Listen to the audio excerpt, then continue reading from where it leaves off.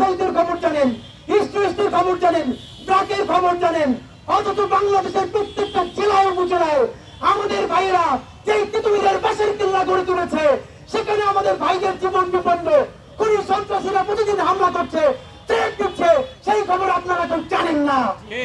এই আন্দোলন আজকে করার কথা ছিল বিএনপি, এই আন্দোলন করার কথা ছিল জামাতের, খুনি লীগের বিচারের ব্যাপারে এই আন্দোলন করার কথা ছিল সমস্ত রাজনৈতিক দলের। তারা কি করলো? তারা কি এখন ক্ষমতার রুটি ভাগাভাগি করছে, দল গুটাচ্ছে, ভোটের প্রস্তুতি দিচ্ছে, আর আমরা ছাত্র জনতা খেয়ে না খেয়ে চিৎকার চেঁচামেচি করে খুনি লীগের বিচার চাই, আর তারা আমাদেরকে জনতার শত্রু বানাতে চায়। সুতরাং ৩ নম্বর দাবি হচ্ছে আমাদের প্রত্যেক বিপ্লবী জুলাই যোদ্ধাদের জীবনের সম্পূর্ণ নিরাপত্তা নিশ্চিত করতে হবে।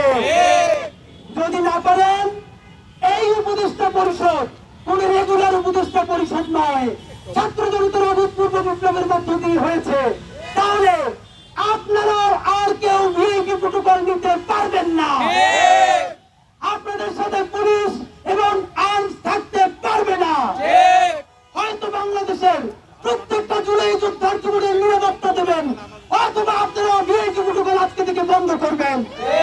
এই ৩ দফায় আমরা এই যমুনার প্রবেশ মুখে এইখানে এখন বসে যাব, যতক্ষণ না পর্যন্ত সরকারের তরফ থেকে আইন উপদেষ্টা অথবা স্বরাষ্ট্র উপদেষ্টা অথবা ছাত্র উপদেষ্টাদের একজন এসে আমাদের লিখিত দাবি ছাত্রদের কাছ থেকে এসে গ্রহণ করবেন, এবং এই সিদ্ধান্ত কতদিনের মধ্যে হবে সেটা যতক্ষণে না যাবেন ততক্ষণ পর্যন্ত ছাত্র জনতা এখানে অনশন ঘোষণা করবে ইনশাআল্লাহ।